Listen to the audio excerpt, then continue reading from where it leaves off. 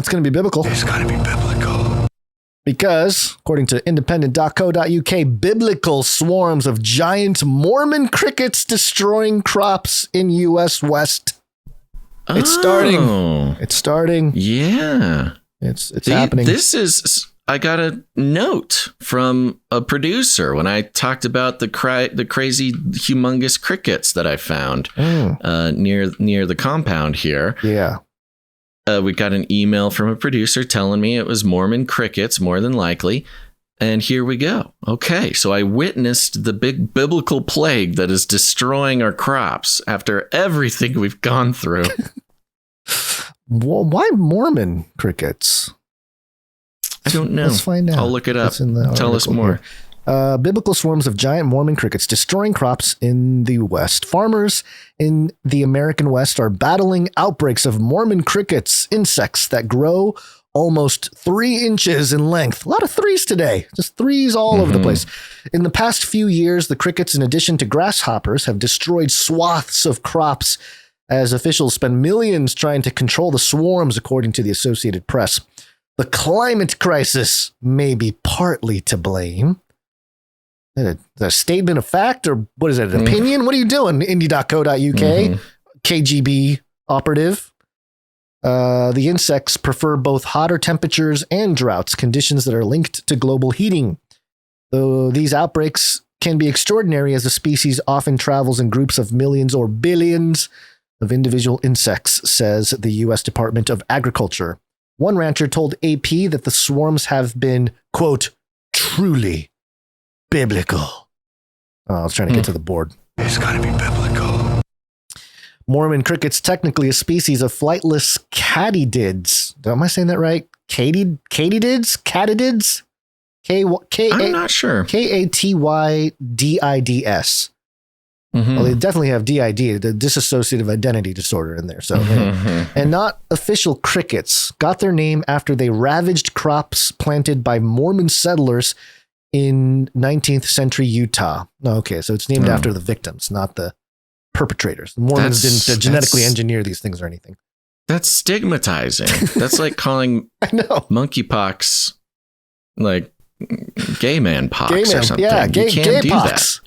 It's the gay. It's the gay pox, man. The victim. Yeah, that is. You're right. That is definitely twisted. Wrong. Yeah, we need to get the HWO on this or WHO on this. Yeah, they need it's to a rename religious these group, crickets. so who cares? Oh, you're right. Yeah. We can stigmatize the religious groups. As they march across the country, the insects devour vegetation, damaging crops, and even changing patterns of erosion, water runoffs, and nutrient cycling, says USDA. Last year, 10 million acres in Oregon, which has been especially hard hit by the species, were destroyed by Mormon crickets and grasshoppers. Residents of affected areas describe roads slick with the remains of squished insects and fields damaged by the hungry creatures.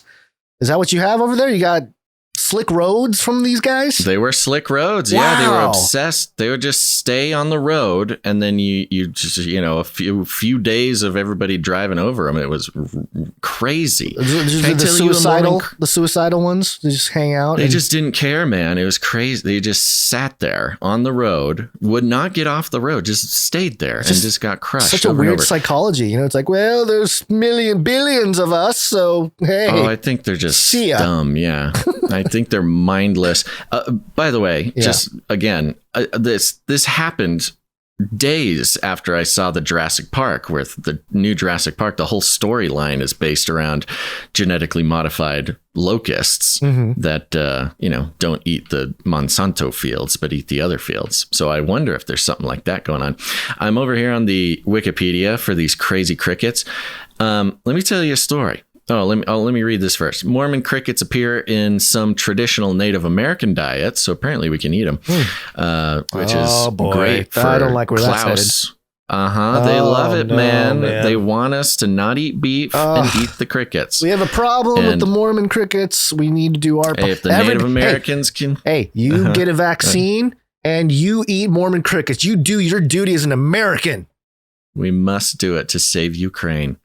If it's good enough for the Native Americans, we can eat it. A journal documenting an 1846 journey along Oregon Trail describes an encounter with the crickets and notes their cannibalistic behavior. So when I found these crickets, I got a Taco Bell cup and I caught 2 of these suckers. I later found out that I caught a male and a female, and I kept them in this Taco Bell cup. I left it in my car because I forgot about it. So I had these 2 giant crickets living in my car for a long time. Wow, you are a very generous. Well, they were in the cup. I didn't let them run loose, but still, yeah, they were just living in a Taco Bell cup. I think they lived off of little droplets of Mountain Dew or something for a couple of days. But one was a male and one was a female, I discovered later, because the females have this big thing that looks like a stinger. And I thought, I got a male and a female. Let's see how these little guys, let's see what the babies look like. I'll leave them in here. They did not mate. These 2 crickets did not love each other. The male cricket completely devoured the female cricket from the inside out. It was the most disturbing thing I had ever come across. And look, we've seen bugs eat other bugs, but these are not bugs. These are like the size of mice. They're like 3 inches long. Oh, gosh. And the graphic nature of watching these cannibalistic crickets caused me to burn it with fire. I have a utility flamethrower. I'm just picturing you with your googly eyes on, by the way, and you're looking at it. You're stunned by what you see. You're disgusted, and your next thought is torch it. Horrified. Give me my flamethrower, and just I was horrified at the abomination. Yes, let's get rid of this abomination. Yeah, and I took out my propane torch and I just burned it, Taco Bell cup and all. You called fire down from on high. Yes, I did. Judgment, I judgment was the demon from the Taco Bell cup. Yeah. Well, okay. So there you go. I'm glad we got a much more personal, description or story about. Yeah, these the Mormon suckers crickets. are no joke. Okay, so all right, kill them at every moment. Any moment you see one, they must be destroyed. Mormon cricket outbreaks can follow drought conditions, according to the Oregon state government, as warm weather and lack of rainfall help the insects hatch and survive. Wow, they are like the anti-human. They're like, no water, yes, we shall thrive and eat each other and you. The U.S. West is currently in the midst of a decades-long mega drought. Oh no, are they going to have mega Mormon crickets? Last month, I just thought this was interesting. The Xerces Society, which focuses on insect conservation, and the nonprofit Center for Biological Diversity, sued one arm of the USDA over the spraying program. It's talking about they're trying to protect the crickets. There's something. Yeah. People are worried about the Satanic Temple and their, First Amendment protests. We need to worry about this Xerces organization protecting the demon crickets. That's what I'm saying. So they're like, the guys are out of control. We need to spray something to kill them. And the Xerces Society is like, no, do not harm us, offspring. My babies, my pretty little cannibal demons. We ate the Mormons. We shall eat you. Yeah.